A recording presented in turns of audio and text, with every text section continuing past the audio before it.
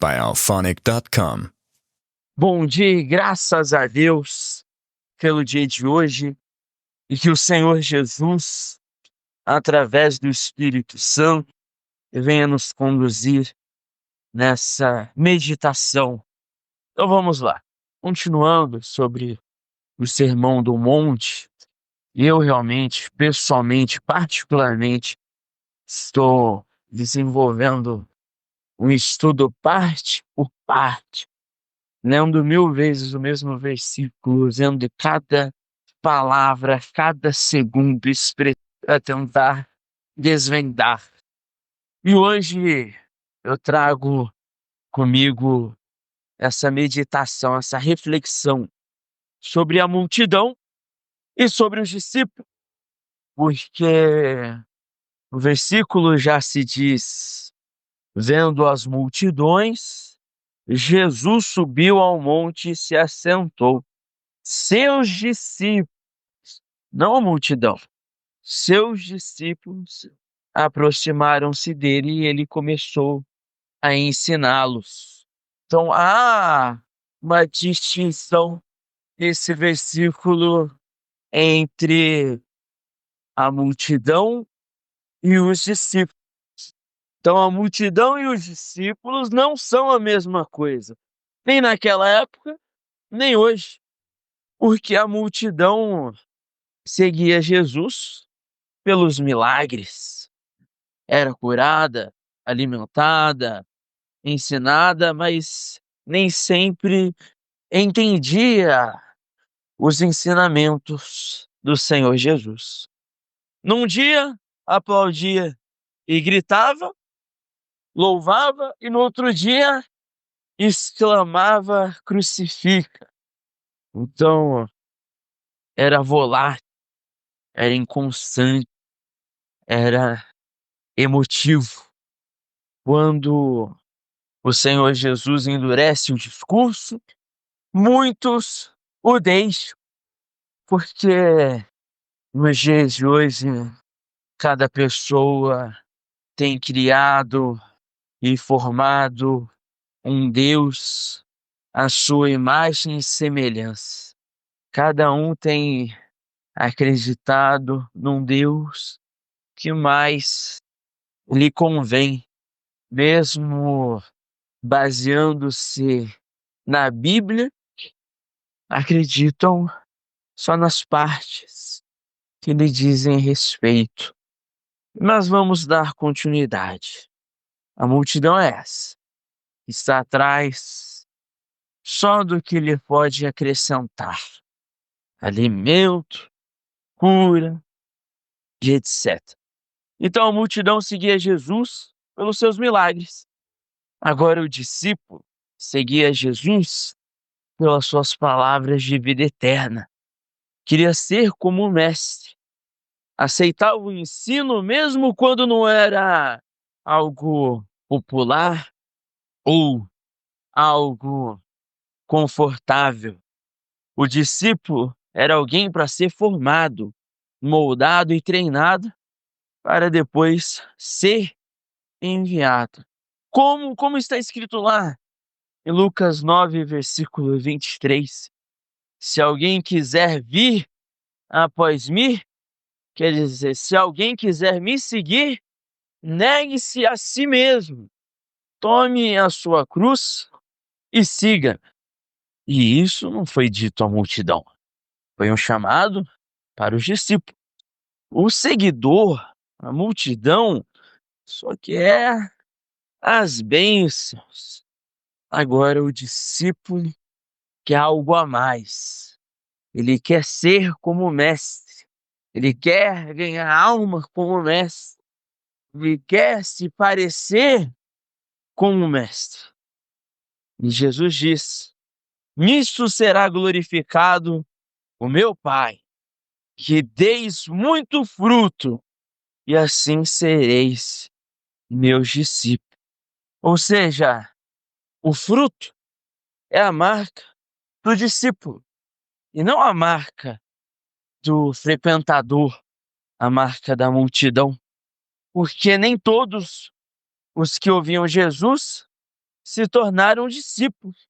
E mesmo entre os 12, havia graus de proximidade. Pedro, Tiago e João eram os mais íntimos. Os 12 eram chamados, os 70, os enviados. E a multidão eram observadores. Alguns criam, outros não. Uns perseguiam, outros só estavam ali para poder encontrar algo que pudesse prejudicar o Senhor Jesus. E veja, mesmo entre os 12, um traiu, foi Judas. Outro negou, que foi Pedro. Outro duvidou, que foi Tomé. E alguns dormiram na hora da oração no Jardim das Oliveiras, no Getsemane.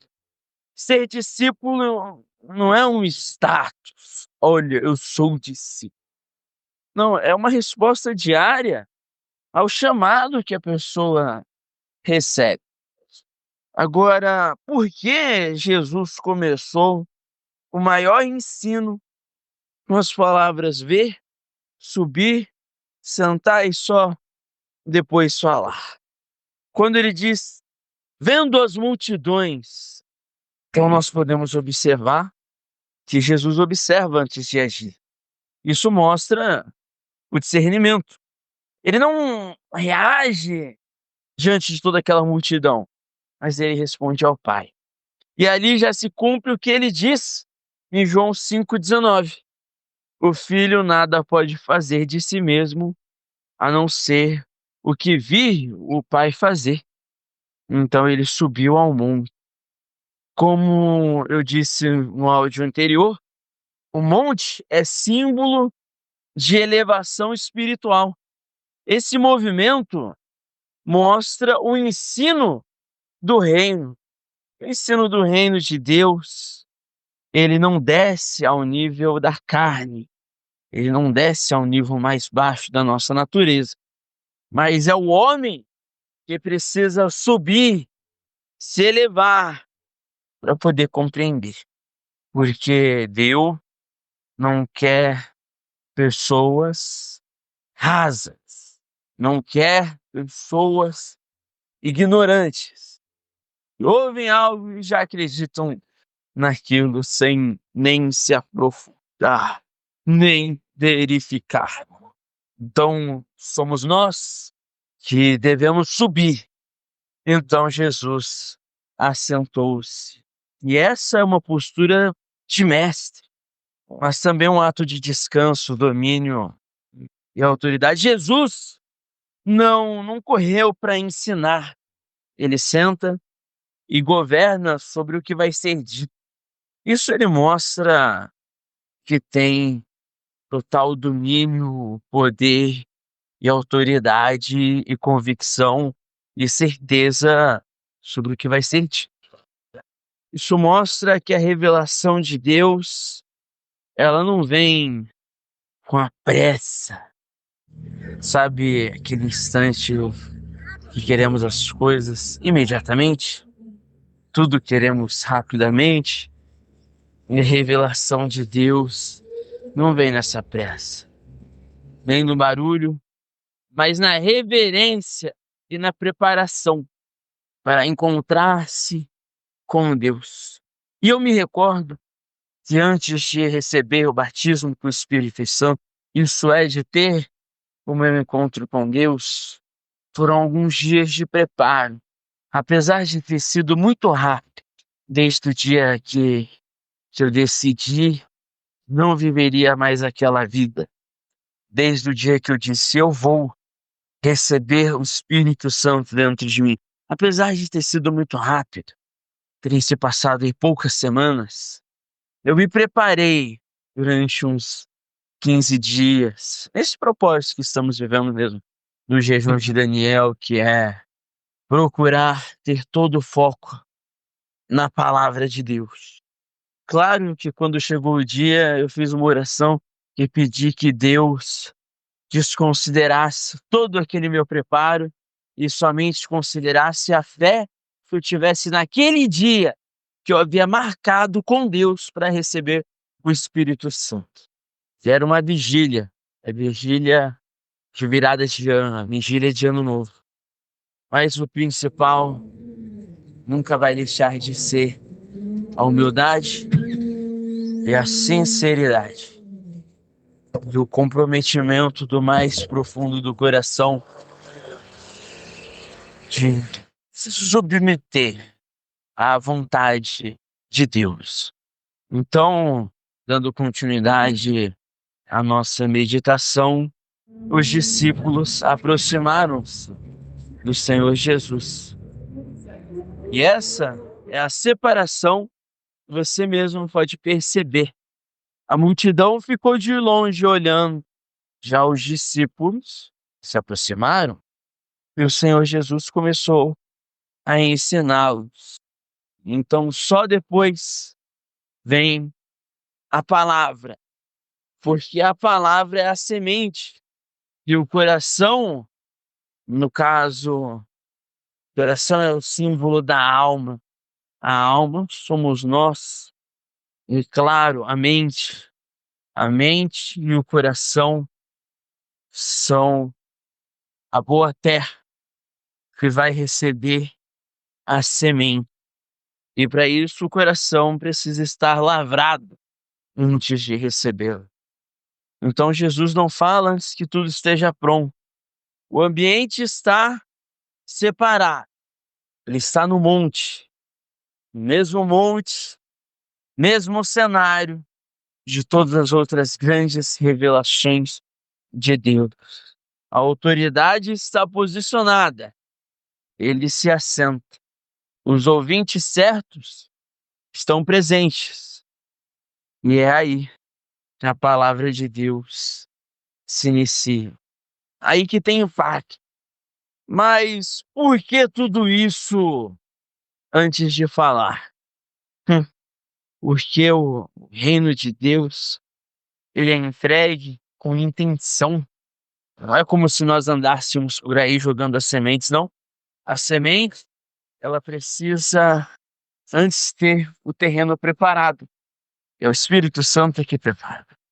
Então, sim, deve ser lançada. Você sabe que cada semente de cada tipo de planta diferente tem uma determinada profundidade que deve ser plantada. Então, todas as coisas, elas são bem preparadas, bem pensadas.